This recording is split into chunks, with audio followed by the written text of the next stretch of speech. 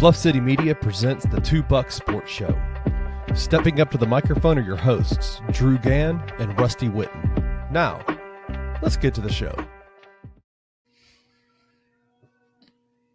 Is up, everybody. Welcome to your Tuesday edition of the Two Buck Sports Show. I am your co-host, Rusty Buckets, coming to you live, as always, from East Memphis here on a beautiful, overcast, on and off, rainy kind of day. I got my guy, Drew Gann, here with me from North Mississippi, checking in. Everybody's favorite Power Ranger. Drew, how are you on this blustery Tuesday?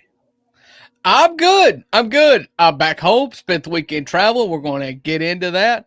I don't really understand how we can both be like it can be both a beautiful day and overcast and rainy, like you said, but it's definitely one of the two, and it has been overcast and rainy for like a week now. Yeah, it's still a beautiful day. Anytime you're on this side of the dirt, it's always a beautiful day, is the way I look at it. So look at Rusty with perspective today. I'm trying. There's a lot of changes happening. Changes are coming for the $2 and a professional segue there. And so I'm trying to have a good positive outlook on life and things in general. And so, Drew, we do have some changes coming for the $2 Sports Show. And no, I have not found a new co-host. The application process is still open. There is time to submit yours. Please see me after the show. Please see me after the show for how we can get you up here with me, please. But Drew, we've got some changes coming in the next couple of weeks here for the $2. I'm excited about it. Are you excited about it? And tell the people what it is. Yeah, so I am excited. This is something we've been trying to grow. We've got a couple sponsors now. Rusty's done a really incredible job for Bluff City Media, trying to get sponsorships. And if you watch this show and you own a business or have something you want to market, holler at Rusty. We'd love to put you on our show and let the people know about you. But part of that is trying to make us just more frequent, I guess. And so starting next week, we're changing days. We're flipping. We work Tuesday, Thursdays. Snip, snap, snip, snap, snip, snap. The $2 are going Monday, Wednesday, and Friday. 3 days a week. Let's go. And we're also, I'm sorry. I know. We're also going to go up an hour to 11 o'clock a.m. We're going to do the 11 o'clock lunch hour. Just trying to reduce the competition, if you know what I'm saying. Listen, man, not even that. Just people need those early lunch breaks. People need opportunities to hear about the Grizzlies and hang out with their favorite Bucks at the 11 o'clock hour. And so we're going to be going at 11 a.m. Central Time Zone. Unfortunately, Wayno, that's the only time zone that truly matters because, as my co-host here says, that is God's time zone, Central Standard Time, American time. We are going to go live at 11. You're going to see us more frequently and a bit earlier in your day. This picture is before Rusty joined the hair club.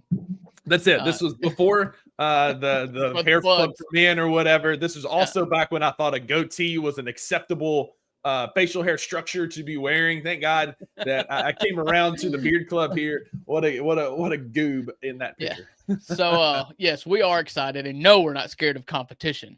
But we want to give everybody what they want, and we're going to give you the $2 3 times a week. To make that work, we're going to do it at 11 a.m. starting Monday, June the 2nd. Monday. Okay, I was hoping you were saying second and not peace. Nope. So June the 2nd. So really excited about that. Going to get an extra day of content for all you people that I know are just starving on the days off. We're going to shorten the weekend gap too. So you don't have to go from Thursday to Tuesday. You just go Friday to Monday. Yeah, and T's and P's for us that we have to put up with each other another day of the week now, live on air here in this platform, hanging out with y'all. But we won't waste any more of your time as we dive right into everybody's favorite segment. Wayno's already calling for it, so let's get it.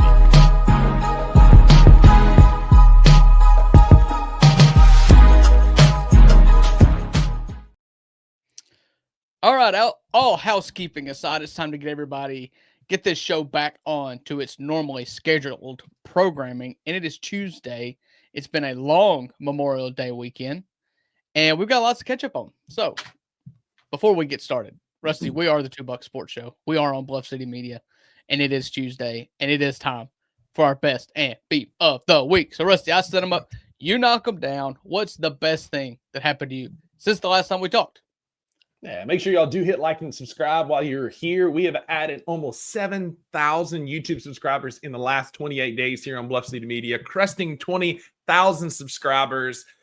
Just incredible growth for our network here. Thank y'all for being here with us and hanging with us in the comments. But the best thing that's happened to me, man, I think I've talked about this before, but I'm just very fortunate in that I still have 3 of my 4 living grandparents, and one of them turned 32 on Saturday. Mimi was 29 for the vast majority of my life, but she turned 32 on Saturday. And so Maggie and I rode over and hung out with her and hung out with my dad and got to see him. His birthday was also last week, though he spent it in the hospital. Thankfully, everything is on the up and up from that. But just fortunate to still have grandparents around that I can go see. And so we went and I made some burgers for me and Maggie and my dad and 2 of my nephews. We went to Cafe Mike's with Mimi. If you know, you know, that's truly the GOAT place in Corinth, Mississippi to eat. And not just because they're Cubs fans, but also because the food is amazing. But yeah, it was a great over and back with Maggie on Saturday to see them. And so happy belated to Rockman, who's probably watching this on YouTube at home. I know he watches a lot of the shows. So happy birthday to you, Rockman, as well as Mimi, who asked me how my show's going. But there is a 0% chance she could ever. There's no way. There is no way. What's the she asked me, because she asked me, she's like, "How's your radio show going?"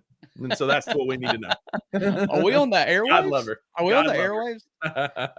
That's awesome. Happy birthday, Rockman. And Mimi. 32. I'm older than Mimi. Your grandmother. She's 4 and taller because she's 4'11". God bless her. Yeah. Hey, good people come in all sizes, right? That's right. All right, my best of the week. It's really simple. Haley and I got away. And when I say away, I mean away. Over the weekend, we dropped the kids off at my dad's house, which is hysterical. If you knew my dad, you would know how hysterical this was. He watched all 4 of my children on Friday night and was an absolute trooper. He scolded my oldest daughter for calling us to tell us that one of the kids got sick because he, in his words, this is their vacation. I'll handle it. Which was like, by all means, Papa Bear. Like, appreciate Papa Bear. And then my mother-in-law got him on Saturday. Came Saturday night, Sunday, and Haley and I came home on Monday. But we went to Scottsboro, Alabama. Stayed at this place called Retreat. Play on word there, spelled Retreet. Tree being the key word that they fit in here, because we were in the woods and we had a tent that we rented. Now this isn't some kind of like, we didn't rough it by any means. It was a tent that was, I don't know, at least 250 square foot. It was on a deck with a metal roof over it with a hot tub, and it was incredible. Glamping at its finest. Yeah, it was glamping, as bad as I hate to say it. That's what this was. Okay. You checked in, they handed you the keys to a golf cart, and you could not even drive your cars to where we were camping at. And so it was great. And listen, I'd be lying to you if I told you that we, did anything quote unquote fun or exciting. Sure. We went and ate. We ate some good food. We took a nap every single day in the room. A long nap every single day. We got up and ate some more, and we just hung out and relax. It was perfect. Absolutely perfect. We got to catch up on rest. We just got to hang out, because when you've got 4 kids, it's even when everything is pretty mellow around the house, there's just always somebody there calling your name or thinking about what needs to be clean, or this needs to be done, or this needs to be done. When you're away from your house, away from your kids, man, it was great. We just laid up all weekend long. We watched a lot of baseball. We watched a lot of softball, and just hung out and napped. I love that. And it was awesome. And if you know, the Gans, Drew and Haley deserve that more than any parents around, based on what they do for their kids and taking in kids, and just good on y'all to be able to get away, man. I'm glad y'all could get away and enjoy. Y'all desperately needed it, and I'm glad that it lived up to the hype of what it could have been. Yeah. So, and like I said, what we talked about to start the show, it rained all weekend, and I couldn't have cared less, because it's like I said, we were not going to an amusement park or going fishing, or we just We were in a tent underneath a metal roof. It could have rained all day long and I'd have been fine. And it did. Yeah. I love that. Mag and I have a getaway like that coming up at the end of June, and I can't wait just to get away for 4 days. So good on y'all for getting away and enjoying it, man. That's awesome. Me and you and Maggie and Haley are going to go do this one day. It is awesome. Let's do it. I'm speaking for her. As long as it's glamping, it can't be regular camping. She's all the way out on that. But glamping, she's in. This is very fancy camping. Yeah, let's do it. So, all right. What goes up must come down. The other shoe has to drop, Rusty, and you have big feet. So, well, what's the worst thing that happened to you this week? I think this is one that everybody can relate to at some point in their life. So, Drew, you know, like you and I are very much like creatures of habit, and we have our routines, and we like to be structured. And so I get up at the same time every day. I usually get up about 5:30, 6 o'clock, just about every day, and just kind of get in a routine, right? But you know those mornings when you have like an early flight to catch or an earlier meeting, or you've got to be up at a certain point, and then all night long you're waking up like every 30 minutes or an hour, and like looking at the clock, and then you go to sleep, you look at the clock. I had one of those Sunday night. God bless Maggie. 2 weeks ago, she had to work overnight to get all the medication out of the pharmacy for her remodel. Well, Sunday night into Memorial Day, she had to work overnight to get it all put back in, and dropped her off at 5 o'clock. She said that the contractor told her it'd be ready about 3 a.m. So I was like, perfect, I can do that. So I went to bed. I set my alarm for 2:30 a.m. and it was great. I went to bed about 10 o'clock and I saw 11:30, 12:30, 1:30, 2:30 when my alarm went off. She said, not done yet, probably about 3:30 or 4. So I went back to sleep and I woke up at 3:20 and she was like, no ETA. We don't know when it's going to be finished. And at that point, I basically was awake. And so I took like a 30-minute nap from like 4:30 to 5. And then I was up after that. And then she ended up working until 8:30 again. Woo. So she worked from 5 p.m. until 8:30 the next morning. This one was much worse than the last one because last time she was by herself from 2 to 8:30 a.m. So she, watched Only Murders in the Building and watched that show. She listened to podcasts. Like she was able to kind of distract herself. Well, this Sunday night, she just sat there and watched people do construction all night long. And she had to pay attention because they're around all these like controlled medications. So she couldn't just like zone out. So she had to stay focused, watching other people work all night long. And so that's a beef in and of itself. But I hate that, right? You got to be up early. So you're like waking up every 30 minutes. It's fitful sleep. You don't actually get any rest. Right. So then last night I go to bed and I'm asleep at 9:30 and I don't wake up until 6 this morning and just crashed hard. But my beef is with my brain. And I'm sure there's a lot of people out there, yourself included, that have beef with my brain. Yes. And mine is today, my beef is with the brain for waking me up like that, knowing I have to be up early instead of just let me sleep until it's time to get up. And the only thing that's worse than that is waking up in a panic because you thought you overslept. Yep. And then you roll over and it's like 2 hours before you need to be up, but your heart is racing because you woke up in a panic. Because if you're like me, like every day I wake up to my alarm, and it's probably been going on for like 30 minutes at that point. And so if it's not going on, it means, I turned it off and went back to sleep. But nope, I'm just early and now I'm up. I'm up. So. And that was me. Like I didn't want to oversleep because I didn't want her to be sitting there in Walmart waiting on me to come pick her up at 2:33 in the morning. And I'm just snoozing in bed. Right. And so I'm like, she should have probably taken her own vehicle. Well, she didn't like, and I get it. Like where her pharmacy is, it's not the best place to leave a vehicle overnight. So yeah, I get it too. So, all right, my beef. So it's not, this part really isn't beef. We did come home a night early. There was a chance of tornado. We had a tornado warning right over where we were staying where we were just, like I said, in a tent. And so I was like, okay, we made it through the first tornado warning. They're like, and it gets worse tonight. So we're like, we're already planning on getting up early the next morning going anyways because we were ready to see the kids and whatnot. So we just left out at like 6 o'clock on Sunday night. And we stayed at my mother-in-law's, got the kids. And when we got home yesterday, everybody started throwing up. I mean, it's just like, it was like something was in the water or something because the two older kids threw up all day yesterday. And then I wake up this morning and the baby is just like extremely, extremely fussy. I think he's teething or something. I don't know, but he's just a real pain to be around. at the moment. And they're home, school's out, by the way, and so like I'm feeling a little guilty because I'm hearing upstairs he's just screaming upstairs right now. What? Sorry, baby. But then wake up this morning and number 3 is just piping hot, and I was like, oh goodness. All right, well, baby, I guess I gotta go work. Yeah. Sorry. Jeez. So yeah, that's my beef. But I think everybody's on the mend now. Good. Yeah. Sometimes, kiddos, especially when you have a whole gaggle of kiddos like y'all do, like a whole litter like y'all do, you end up with some sick kids here and there. But thanks for putting up with everybody's favorite time waste. If you know, if you've been around long enough, we waste everybody's time on Tuesday with the best in beef. So sponsor our segment if you're here. Speaking of sponsors, we do have a sponsor to talk about. Super excited about this. Y'all have heard me talk about this now for a couple of weeks, but one of the most exciting things about it is we now have a commercial where you can actually listen to Kenny, see some videos as he talks about Ounce of Hope, our sponsor here at Bluff City Media. So with that, Kenny, take it away. Looking for an alternative to alcohol or conventional medicine?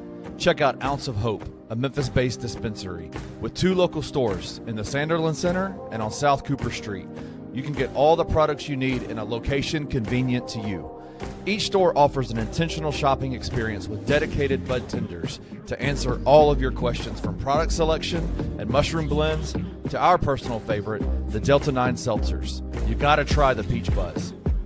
Try Ounce of Hope at either one of their 2 Memphis stores or at www.ounceofhope.com for convenient products shipped right to your door. Use the promo code BluffCity for 15% off any order, excluding sale items. Cannot be used in conjunction with other promotions or discounts. One use per customer.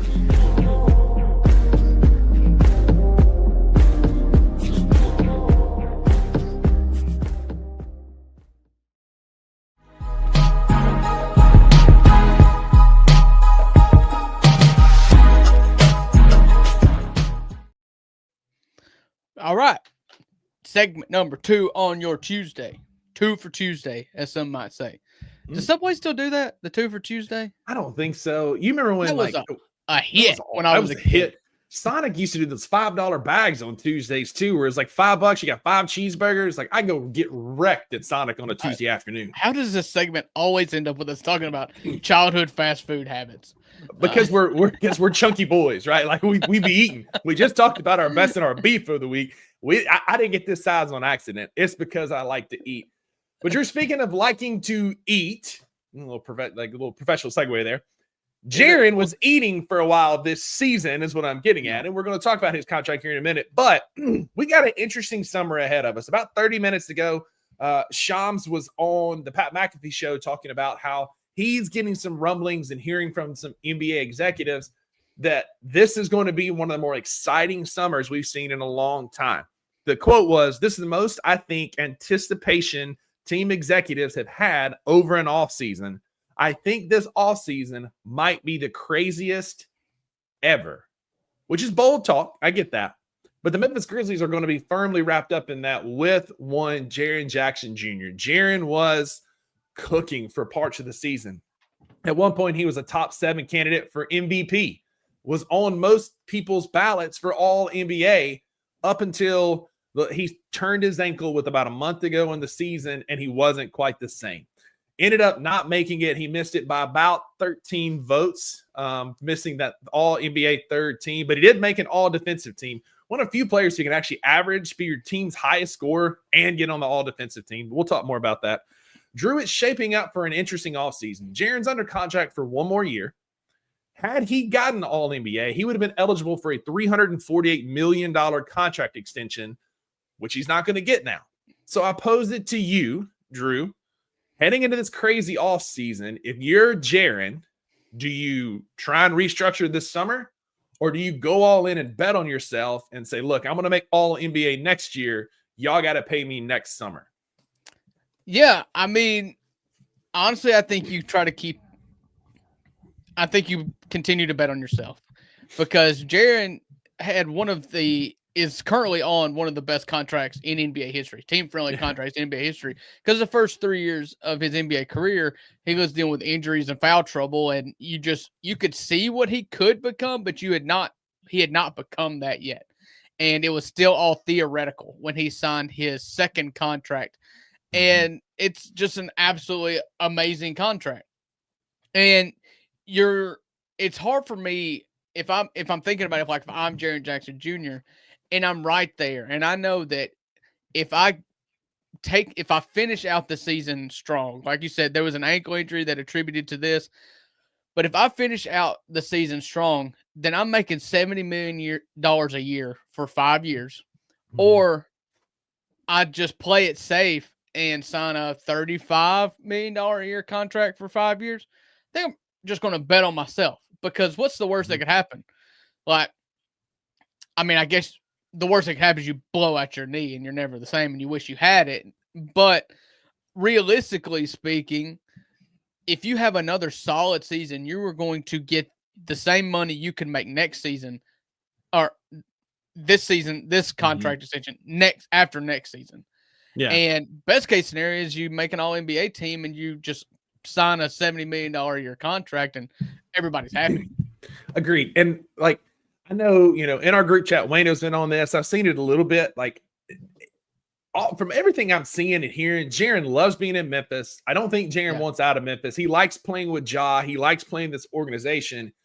And if you mute a small section of the fan base, you see that the fans and the organization are all in on Jaren Jackson Jr. Right. And so I agree. I think that this summer, he's going to get in the best shape of his life.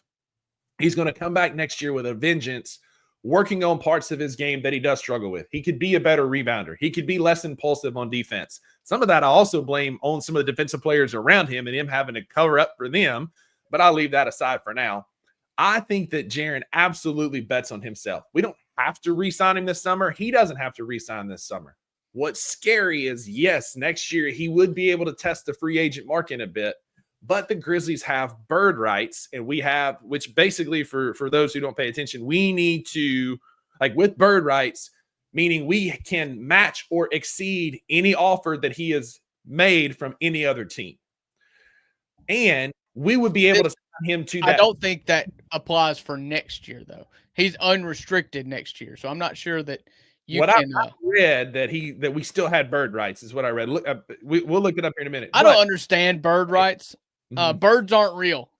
They're all government agents that spy on us. Is what it is. The last true bird died in the 90s, and since then they've all been government drones. That's it. But so we should be able to match or exceed, but all that is negated if he goes out and makes an all NBA team next year, which he was well on his way to this year before he got hurt. And so I think that what we're going to see is Jaren come back and play at a higher clip than we're used to seeing him play at, earning his way onto an all NBA team.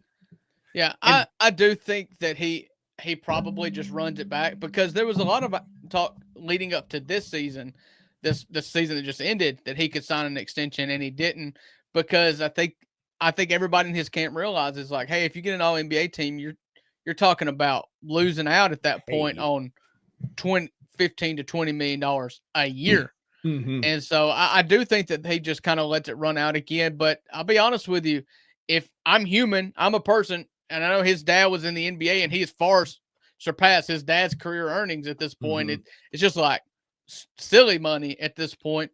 If Zach Kleiman pops down a 5-year, $250 million contract and says, say no, it's really hard to say no to. So, I understand the bird in the hand thing, but I just kind of like to see the players bet on themselves too. Like I do always say, and it could be absolutely devastating. You've seen it before with on a much smaller scale. Wayno brings up Dennis Schroeder turning down a qualifying offer and then just signing a vet minimum, because everything fell through for him. So you've seen it, but I like to see the players bet on themselves. But shoot, especially offer me $50 million a year and see if I won't say screw myself. I'm taking the money.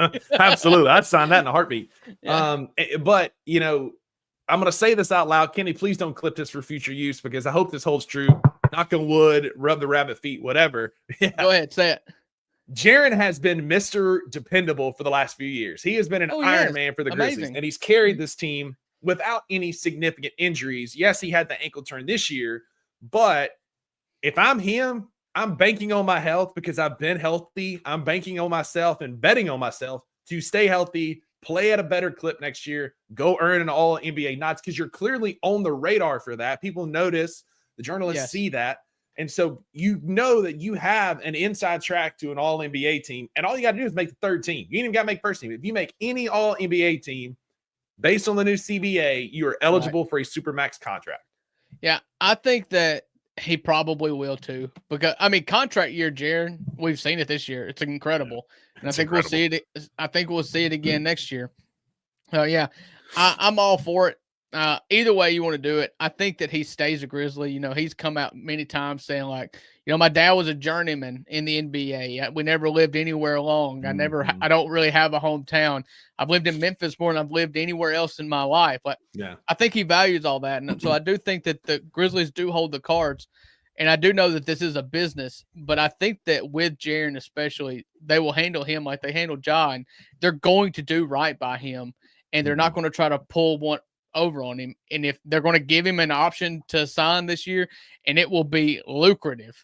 It may, especially because he did us such a solid by signing a descending type contract to where it was very team friendly, where his money actually went down so that we could pay Desmond and we could pay Ja. I anticipate the Grizzlies to do right by him and him to do right by himself in signing a fat contract, because again, a small, goofy segment of our fan base likes to make it out that it's Ja versus Jaren, but they love playing together, and they play well together when they're both healthy and playing well. But we haven't had those two and healthy at the same time in a very long time. Yeah, and it's a regular season award. And if you know anything about the Memphis Grizzlies, they're really good in the regular season. That's it. They may not announce the All-NBA teams till the conference championship, but it is still a regular season award. And the Grizzlies love being really good in the regular season and terrible in the playoffs. So the terrible in the playoffs doesn't really matter. It's one of the things we're known for. So you don't have to be a playoff riser. Come to Memphis. But speaking of signing with the Memphis Grizzlies, Drew, some news came out this week about a former draft and stash player for the Memphis Grizzlies, the 56th overall pick of the 2023 draft, one Tarek Biberovic. Again, North Mississippi public school education. Doing the best I can with what I have to work with here. Google. I can't even close enough to Google this thing. Yeah, so it's Tarek Biberovic, Biberovic, and he played basketball in Turkey for Fenerbahce. Yeah, I think it's how it's say. It's Fenerbahce is what Luke said this morning on the Daily Grind. He apparently looked it up and read it. To me, it sounds like a very fancy Turkish dessert, but apparently they're out winning championship cups as they won this past Sunday, taking home the Euro League championship. Drew, like, this guy seems like Santi Aldama kind of mold. He shoots threes. He's 6'6". He can rebound a little bit. What are your thoughts on this? Does this seem like a summer league signing, or is this a guy that has a chance to be in a Memphis Grizzlies uniform this fall? Well, it's everybody's favorite, idea, ever since they drafted him, because he has always put up good numbers overseas. He was a draft and stash guy, and so you've owned the rights. It's kind of like, is it going to be one of those things where he ever comes over? But in the back of our mind, we kind of look over there and it's like, oh, this guy has some highlights. He tends to shoot the ball from three pretty well. He obviously plays on winning teams, which is always nice to have a culture of winning. But is this guy Marko Guduric? Is the other question. Like, we all lived through Marko here. Actually got a good look at Marko on the Court of Gold show about the 2024 Olympics. When he played for Slovenia with Nikola Jokic. Yeah. So I don't know. Listen, I think that the fact that you just hired a Eurobasket coach to be your head coach does help, and I do think that Tomas will like having that guy. It seems like it's his guy. I mean, Eurobasket is kind of what the Grizzlies are doing right now. And so I can see why Taylor Jenkins may not like it, and Tomas Isolo love it. So I do think, it's obvious he's going to come over this summer. It wouldn't surprise me at all if he gets a run. He's a tall guard who shoots well.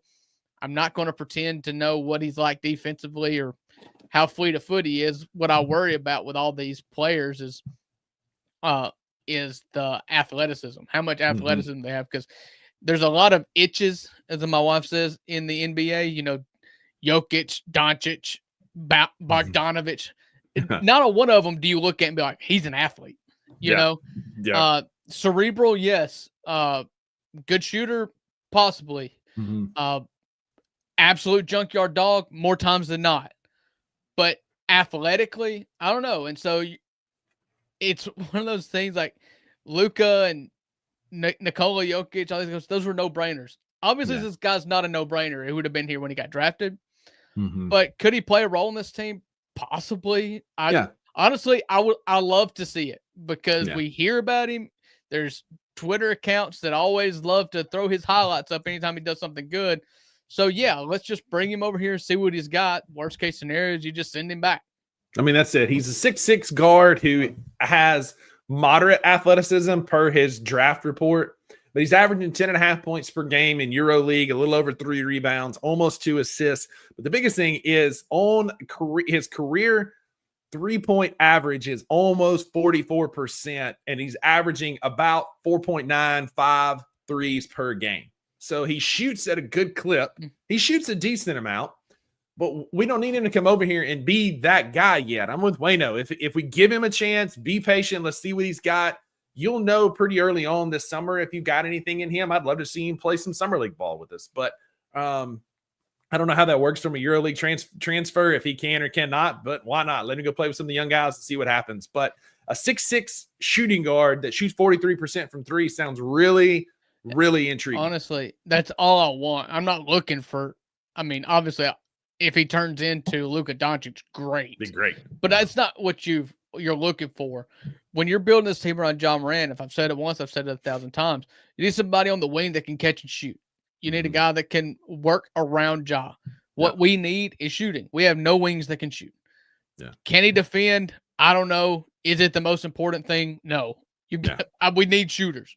We need shooters and we need identity. If he brings that Eastern European grit and can knock down threes, then absolutely.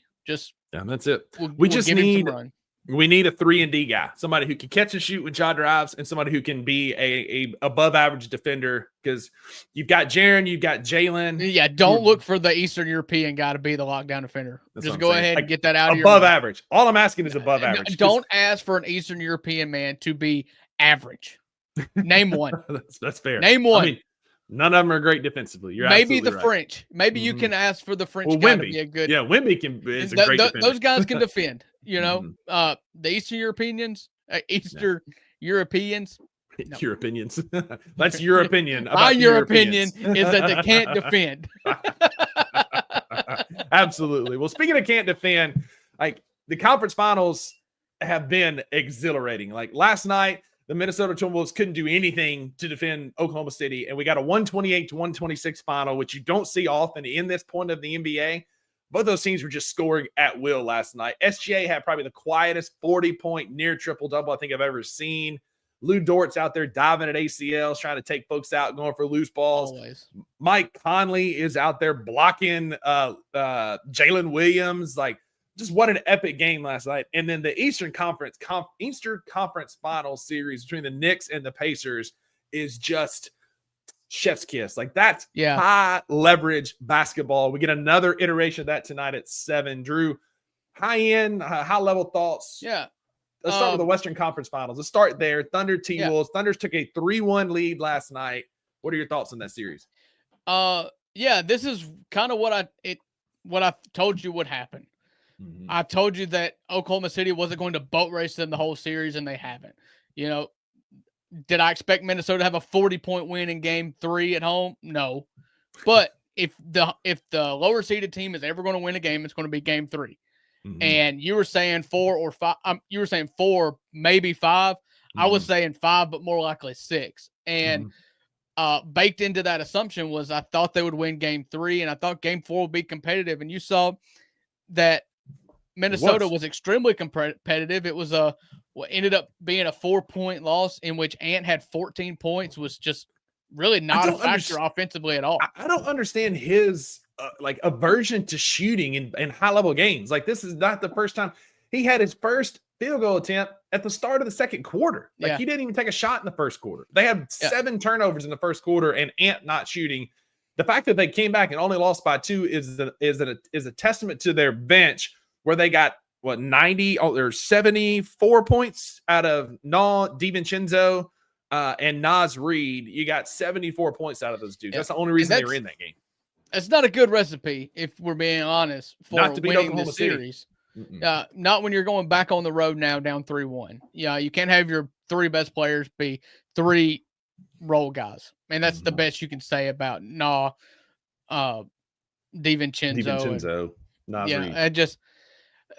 That's just not a good recipe to win this series, and it probably ends in 5. But this series has been fun after the first 2 games, and this is what I expected out of Minnesota. Is Minnesota capable of beating Oklahoma City in a 7-game series? Probably not, but they are not a fluke, and they are a good basketball team that I thought would throw some good punches, and you saw that in their last 2 games. They came out on the wrong end last night, but who doesn't come out on the wrong end of hard-fought games against Oklahoma City? Right. Most times the other team, Right.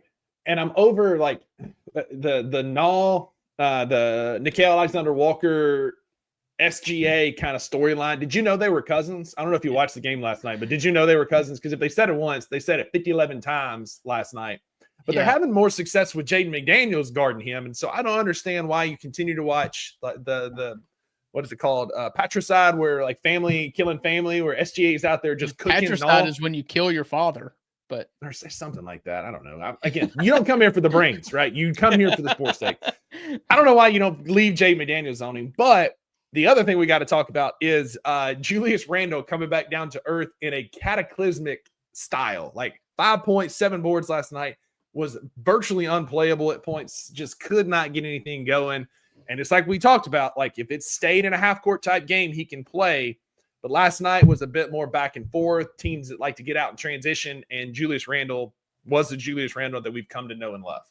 Listen, Oklahoma City won that game in which they filtered everything to anybody other than Anthony Edwards. Mm-hmm. And yes, Naz Reid and DiVincenzo and Nickeil Alexander-Walker had fine games, but Julius Randle was awful. And shout out Courtney Kinslayer. I like it. Could not do it. Yeah. And so Oklahoma City, it should not have been as close as it was. Yeah. Is what I'm saying. I mean, if you get 40 from SGA, you get 34 from Jalen Williams and 21 from Chet. Like, this is back-to-back games. This is 2 games in this playoffs where Chet has stepped up in a big way in a game that puts them kind of ahead for good. He had 21 and 7 last night. Jalen Williams, 34 points. Like, they were leaving him wide. Like, he was burying wide open shots, and Minnesota never figured out, hey, maybe we should guard that guy. Because he just kept getting wide open looks. And, I said 4, possibly 5. I think my 5 prediction is going to be right. This Thunder team, like, I don't know that Minnesota has enough, lead in their pencil, whatever you want to say, to go to Oklahoma City and win this next game. Yeah, I think the odds are stacked against them, obviously, but they're capable of it. We'll just see what happens. I think more likely than not, though, Oklahoma City's getting another long rest before a NBA Finals appearance against either the Indiana Pacers or the New York Knicks, who played tonight. Pacers are up 2-1. This is game 4 at the Fieldhouse there in Indy. This series, this has been nothing short of electric playoff basketball. Exactly what you want. 2 teams going toe-to-toe, throwing haymakers, and it coming down to the wire. Drew, this has been fun playoff basketball. Tonight doesn't look to be any different. The last game, what was that, Sunday night? We had the big Cat game. Cat coming out, having a monster game for him, 24-15. Like Cat. He's never beaten the allegations. If you watch some of those passes where it's like he's protecting his nail paint like he's Jared McCain. But you got a great game from him. Brunson got his buckets, but this has been an absolute incredible series to watch. And I think tonight will be the same. You know what they say, the series doesn't start till the home team wins a game. So, the home teams are 0-3 this series. It's been, like you said, it's hard to even just talk about like what should or shouldn't happen or what you should do from either team. Just sit back and enjoy it. It has been electric basketball.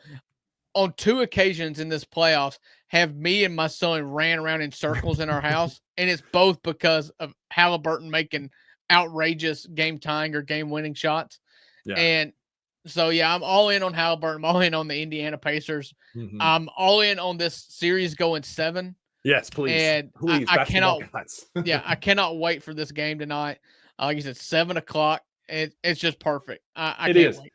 Reggie Miller's done an awesome job calling these games. Hallie's dad, let's not as get King too makes far. point, Hallie's dad is going to be in the building tonight. There's just going to be a lot of storylines here. These teams don't like each other. They play hard. They're in each other's face. It's very chippy. Jalen Brunson's trying to doing everything he can to draw fouls.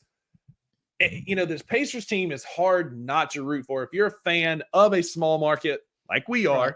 it's a team that's doing it the right way, right? They've got a ton of role players around their one superstar, and I use that kind of loosely to describe Tyrese Halliburton, but they're playing great team-oriented basketball. They play a ton of minutes. Carlisle's a guy who plays 8-9 dudes against Thibodeau, who typically only plays 6 or 7, it's 2 big contrasting styles, but it's fun watching role players like Nembhard and Nesmith and Obi Toppin and even Pascal Siakam to a degree to step in and be those dudes on a small market basketball team. It gives me hope, Drew. It gives me hope that we can do that here in Memphis. Oh, I've got hope. We're going to do it. I'm back. I'm back, baby. Let's go. It's all we needed was a break. We just needed a couple weeks off and we're fully in, like all in on the Grizzlies. Next year is our year. I can still feel the scars, but there's just no point in being miserable. That's it, So man. I'm just That's choosing to believe. I love that. Well, speaking of believe, it is that time of the year in college baseball where it is time to believe.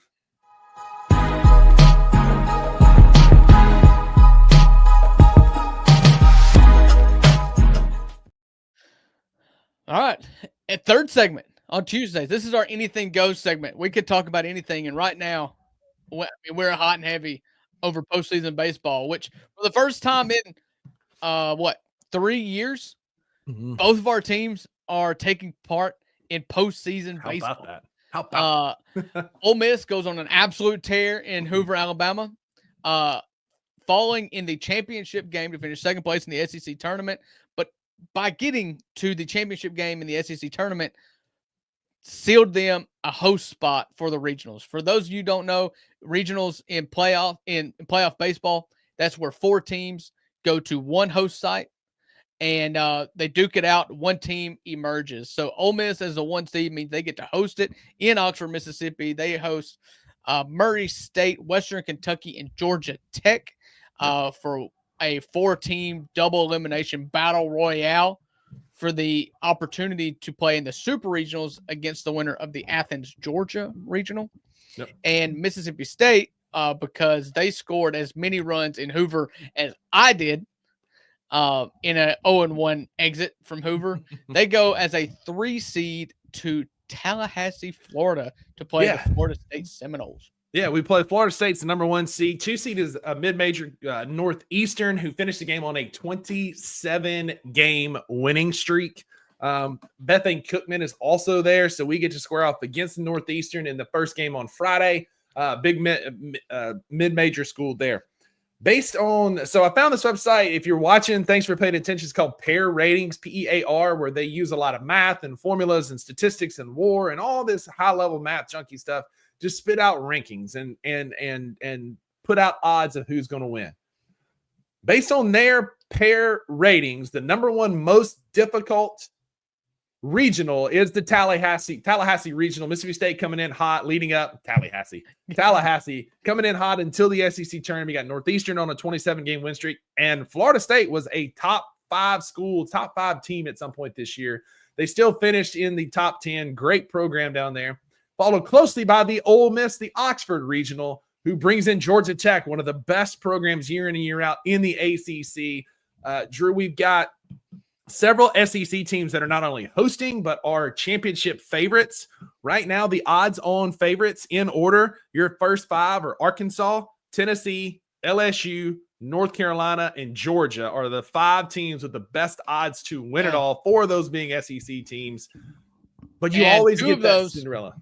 2 of those, and this is according to the pair ratings that Rusty found, those top two teams, Arkansas and Tennessee, both of them will not be in the College World Series because they play each other in the Supers. They're paired up together. The Knoxville and the Fayetteville Regionals are paired up together in that half of the bracket.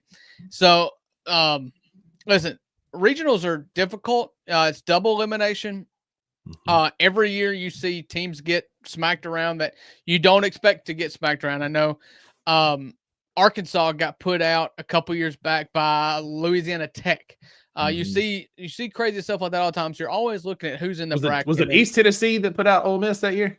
No, that was Tennessee Tech on Black Monday. That was a horrible day in which Ole Miss was beaten twice by Tennessee Tech. But it doesn't matter anymore because we got a championship, so we don't even talk about that anymore. And it doesn't hurt anymore. It's like the old BCAD thing, right? It's like before championship and after championship. After domination. Yes. So you're looking at who's in your bracket, and you want a good draw. And Ole Miss just got a really bad one because Georgia Tech, up until Ole Miss made their run, and Tennessee made a run as well in the SEC championship game, in the SEC tournament. Georgia Tech was more or less in pen as a host site for a regional because they are the ACC regular season champions over Florida State, over Clemson, over Duke. A really, really solid regular season. They just got bounced early in the ACC tournament. And so you got to watch teams like Ole Miss and Tennessee and Oregon and Coastal Carolina dominate their conference tournaments. And recency bias fell against the favor of Georgia Tech. And so they're coming to Oxford, and they're coming to Oxford pissed.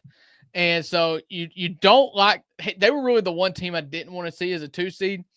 But ultimately, Ole Miss has never been hotter. And baseball is a sport in which talent doesn't matter as much as just being hot at the right time. In 2022, I went to Omaha, Nebraska, and watched Ole Miss win a national championship game, a national championship, in a season in which they were underachieving all year. They should not have even been in the postseason, but they got hot. And a Fresno State team was the team before Ole Miss, the last 3 seed to ever win a national championship because they got hot. Yeah, so it's happened to Mississippi State. That 2017, we had no business going to Omaha, and we just got hot and played our way in and made it all the way to Omaha. And it's just crazier things happen. I want to tell you a story. It's something really crazy. The last time Mississippi State had an interim head coach and went into a regional was in Tallahassee, and we beat Florida State, moving on to the Super. So, crazier things have happened. You can't even celebrate that. Mike Martin, they should have tar and feathered him when as soon as that game was over. It's all about great decisions. Like, we went to a 2-hour rain delay, and he decides to leave in the guy who'd been pitching for 7-8 innings at this point, leaves him out there only for Tanner Allen did a 900-foot home run to propel us to victory. First pitch, wasn't it? Stupid. I was so mad. The legend Mike Martin. I was just like, I wanted to drive to Tallahassee and kick him in the shin, that old dude.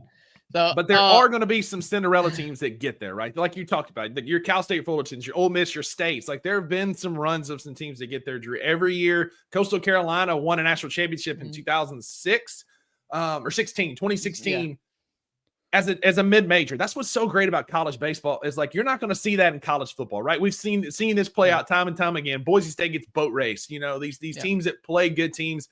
Same thing in college basketball. You get down to the Final Four, one of the Blue Bloods is going to send you packing in a big way. But in college baseball, it's all about being streaky. So tune in. There's a lot of weird matchups. There's some really cool regionals and super regionals. Ole Miss is paired up with the Georgia regional. Mississippi State in Tallahassee is paired up with Oregon State, perennial powerhouse from Corvallis. The Beavers out there. But you'll get some about Oregon State. What a story. I don't know if you saw this or not. I was watching the selection show. Because of the conference realignment and them getting left out of in the ruins of the Pac-12, they won like 41, 44 games this year. They only played 19 games at home because they had to do whatever they could just to get a schedule. It's a great story for the Beavs. Yeah, so rooting for them. They are the number 8 overall seed. So, I mean, like, it's cool. It's a cool story. You can't help but feel for some of that. But you're going to have some SEC schools out there that are going to dominate. There's a lot of matchups that are going to be fun. Vandy is paired with Southern Miss. Southern Miss is hosting Alabama and Miami. It's 2 big schools. Alabama's been hot for most of the year. Miami, your perennial national championship contender. It's a lot of cool matchups, Drew, in the regionals. I'm excited. They kick off this Friday. So this weekend is regionals. Friday, Saturday, Sunday. It can't extend to Monday, like Drew said, based on weather and a few different things. And then the following weekend, we get supers where those 4 teams are whittled down to 1, and they match up from there. And after that, we get Omaha, where college baseball truly lives. It's one of the best championship experiences in all of sports is the College World Series in Omaha. Yeah, this is like This is comparative to the NCAA tournament, to March Madness. You start with 64 teams, and this first weekend regionals is just great TV because it's nonstop baseball for people who are just junkies for baseball. It's one of the better weekends, and then you get to see 2 out of 3 with the chance to go to Omaha. And I'm going to tell you right now, Rusty, and you don't want to hear this, but don't bet against the Rebs in anything because they're hot. Runners up in the SEC tournament. We're going to host. The women just punched their first ever ticket to Oklahoma City for the Women's College World Series. Ole Miss just had a golfer win the singles national championship yesterday. Mm-hmm. I mean, we are the only team in the history of the world. This is my stat, nobody else's, that had a women's basketball team go to the Sweet 16. The men's went to the Sweet 16. The football team went to a New Year's 6 game. The baseball team is hosting a regional. We've got a national championship golfer. We've got a College World Series in softball. I'm sorry, guys. It is just it's coming up aces. We're on an absolute heater. Don't bet against the Rebs. And that's going to do it for our Tuesday edition of the $2 Sports Show. If you're still here, like, subscribe, give us a follow on all of our social medias, both us and Bluff City. Big changes coming for Bluff City this summer. We're riding a wave of momentum. Be here at Grassroots. Much like the Rebs. And be here with us at Grassroots as we're first getting off. You can still hop on this train and be considered an OG. But in the meantime, be a friend to somebody who needs a friend. And Drew, there are no refunds for what you heard today on the $2 Sports Show. That's right, because with the $2, you always get what you pay for. We'll see you guys on Thursday. Thank you for listening to the $2 Sports Show. If you enjoyed this episode, leave a rating and a review wherever you download your podcasts. Also, like and subscribe to Bluff City Media's YouTube page. For comprehensive coverage of all things Memphis sports, head over to www.bluffcitymedia.co and find out how you can become an insider. We will see you back here next time.